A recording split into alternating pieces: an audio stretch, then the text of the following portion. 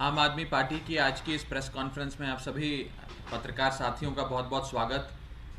दो अहम मुद्दे पे आज इस प्रेस वार्ता को बुलाया गया है, आयोजित किया गया है।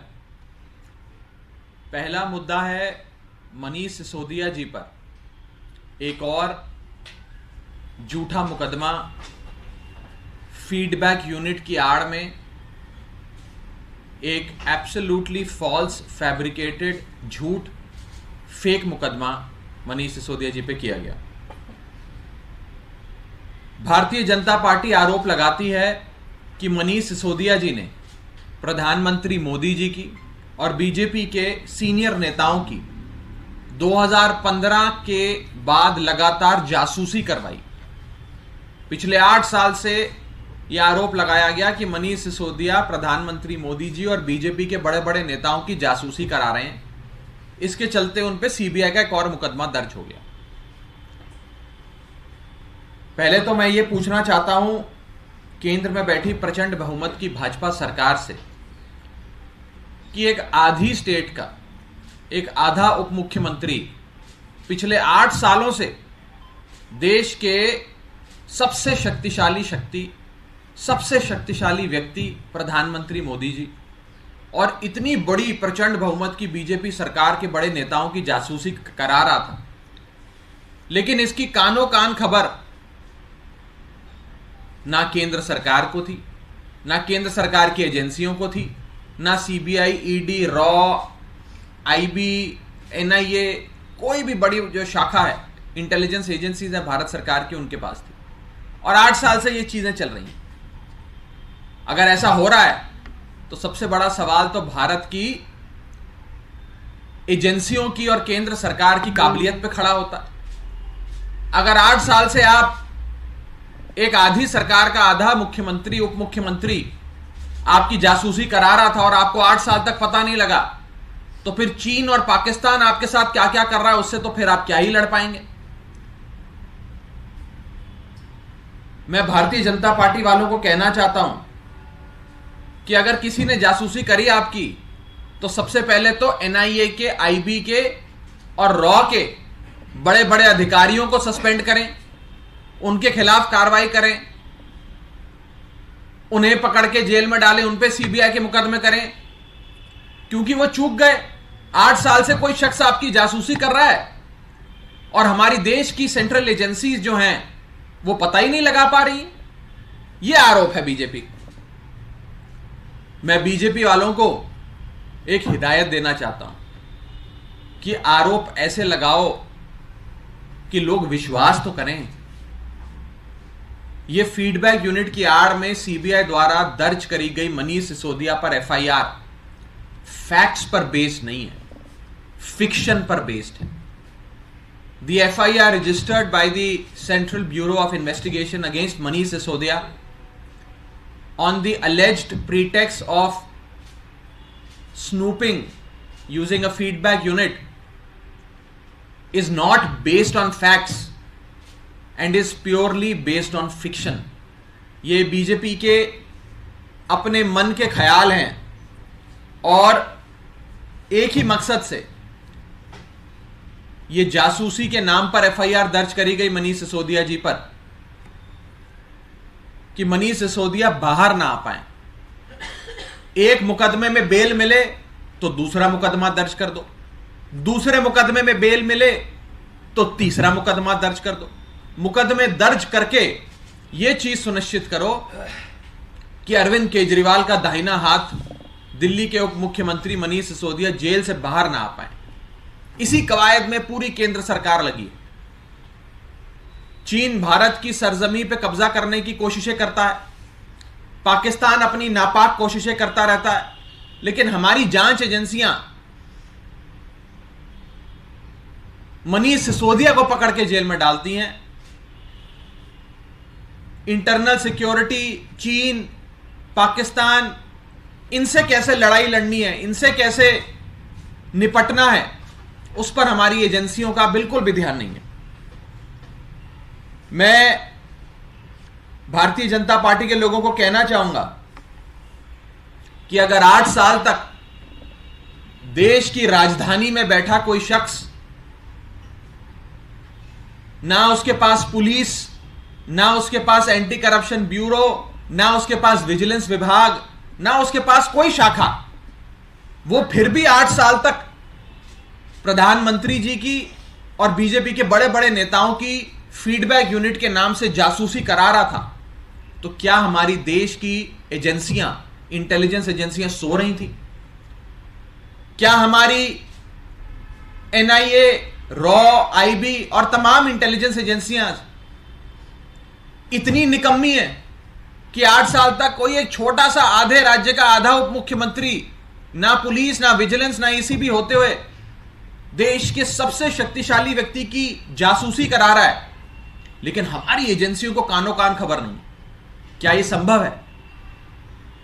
अगर संभव है तो भारत की राष्ट्र सुरक्षा पे बहुत बड़ा प्रश्न चिन्ह खड़ा होता है, और अगर संभव नहीं है तो यह भारतीय जनता पार्टी की बौखलाहट दिखाता है कि कोई भी फर्जी मुकदमा मनीष सिसोदिया पे करो ताकि मनीष सिसोदिया जेल से ना निकल पाए। मैंने कल अपनी प्रेस वार्ता में आपको बिंदुवार तरीके से बताया था कि जो कथाकथित शराब पॉलिसी, शराब नीति को लेकर बीजेपी वाले आरोप हम पर लगाते हैं, उस केस में एजेंसियों के पास, ईबीआई, ईडी के पास ना मेरिट्स हैं, ना सबूत हैं, ना गवाह हैं, ना सवाल है मनीष सिसोदिया से पूछने के लिए। वही 4 सवाल रोजाना बदल बदल के पूछते हैं। कोई केस नहीं है, कोई रिकवरी नहीं है, कोई प्रोसीड्स ऑफ क्राइम नहीं है, लेकिन मनीष सिसोदिया को पकड़ के जेल में डालो। जांच की आड़ में मनीष सिसोदिया को जेल में रखो कि मनीष सिसोदिया जेल से बाहर ना निकल पाए। मैं बीजेपी को कहना चाहता हूं कि अपनी जांच एजेंसियों का ध्यान आम आदमी पार्टी और मनीष सिसोदिया से हटाकर उन लोगों पे डालिए जो लोग आपके नाम का इस्तेमाल कर कर भारत की एजेंसियों का, भारत के सुरक्षा विभाग का, पुलिस का, सबका मिसयूज कर रहे हैं। अभी हाल ही में हमने देखा कि गुजरात के भारतीय जनता पार्टी के एक साधारण कार्यकर्ता किरण भाई पटेल अपने आप को प्राइम मिनिस्टर्स ऑफिस का एडिशनल डायरेक्टर बताते हुए पिछले 6 महीने से कश्मीर में रह रहे हैं। उन्हें कश्मीर की स्थानीय एडमिनिस्ट्रेशन ने Z+ सिक्योरिटी दी हुई है। 2-2 जैमर, 4-4 बुलेट प्रूफ गाड़ियां उनके साथ चलती हैं। 50 गनमैन लेकर वो चलते हैं। 5 सितारा होटल में वो रह रहे थे। सुरक्षा विभाग की मीटिंग्स बुला रहे थे। IAS IPS के ट्रांसफर करा रहे थे और पिछले 6 महीने से मौज मस्ती कर रहे थे कश्मीर में, सरकारी पैसे पे सरकारी तंत्र का इस्तेमाल करते हुए। क्या काबिलियत थी उनकी एक करने की? एक ही काबिलियत थी कि वो गुजरात इकाई के भारतीय जनता पार्टी के कार्यकर्ता थे।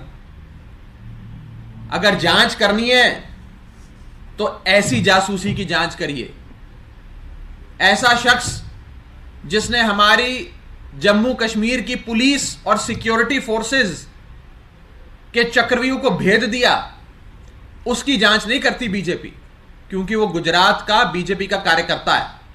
लेकिन मनीष सिसोदिया पर झूठे मुकदमे करते हैं और कहते हैं कि मनीष सिसोदिया 8 साल से प्रधानमंत्री जी और भारतीय जनता पार्टी की जासूसी कर रहे थे। अगर जासूसी कर रहे थे तो हमारी जांच एजेंसियां पिछले 8 साल से आंखें बंद कर कर कुंभकर्ण की नींद क्यों सो रही थी? एक बहुत बड़ा सवाल है। और इस सवाल के साथ साथ मुझे लगता है यह चीज क्लियर हो जाती है कि भारतीय जनता पार्टी के पास कोई केस नहीं है, विश्वसनीय आरोप भी नहीं है, विश्वसनीय केस तो छोड़ दीजिए। बस मकसद एक है कि मनीष सिसोदिया जेल से ना निकल पाए, मनीष सिसोदिया जेल में ही बंद रहे।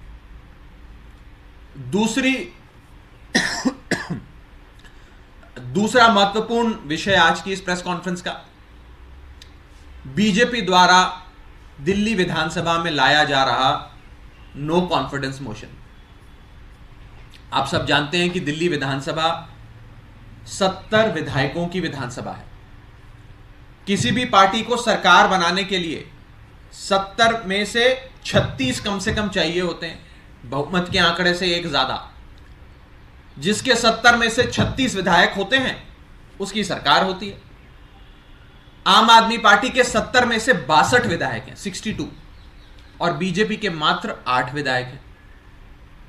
यानी कि आम आदमी पार्टी के पास दिल्ली वालों के प्यार और आशीर्वाद के साथ साथ एक प्रचंड बहुमत है दिल्ली विधानसभा में। 70 में से 62, यानी कि लगभग 90% मेजॉरिटी आम आदमी पार्टी के साथ है, और सदन की 10% सीटें बीजेपी के पास है। लेकिन उन 8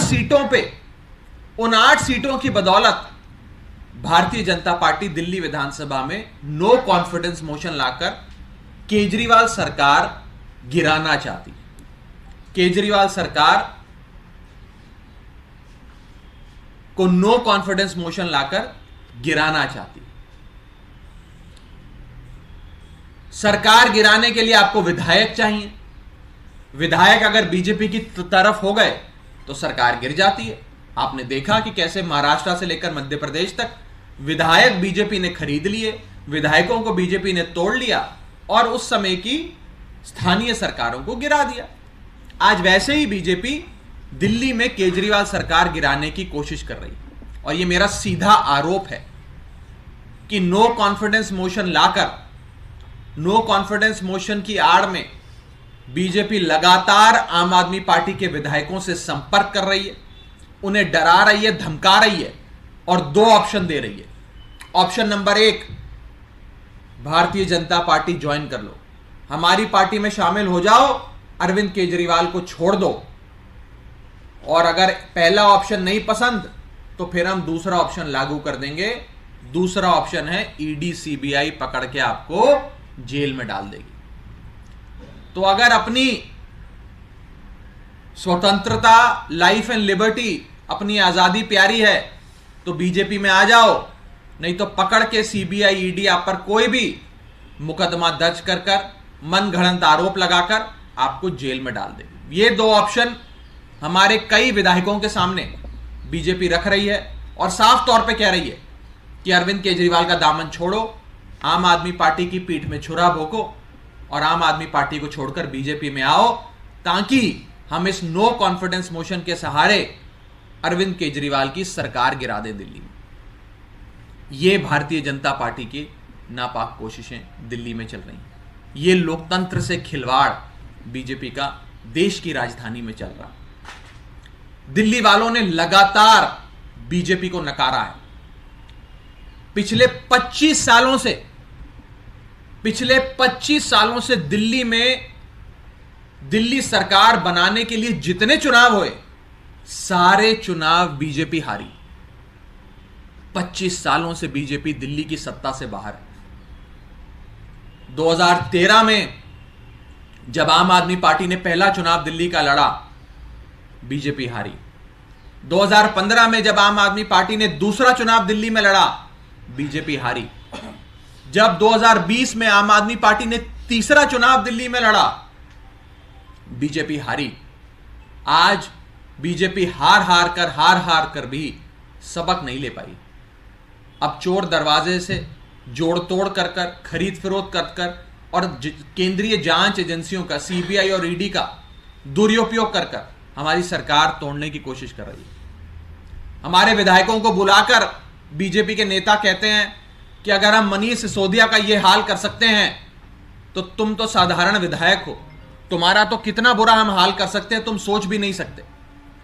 हमारे एमएलएस को साफ तौर पे कहा जा रहा है, ब्लैकमेल किया जा रहा है, डराया जा रहा है, धमकाया जा रहा है कि या तो बीजेपी में शामिल हो जाओ या ईडी सीबीआई तुम्हारे पीछे लगा देंगे, पकड़ के जेल में बंद कर देंगे, फिर बेल भी नहीं होगी।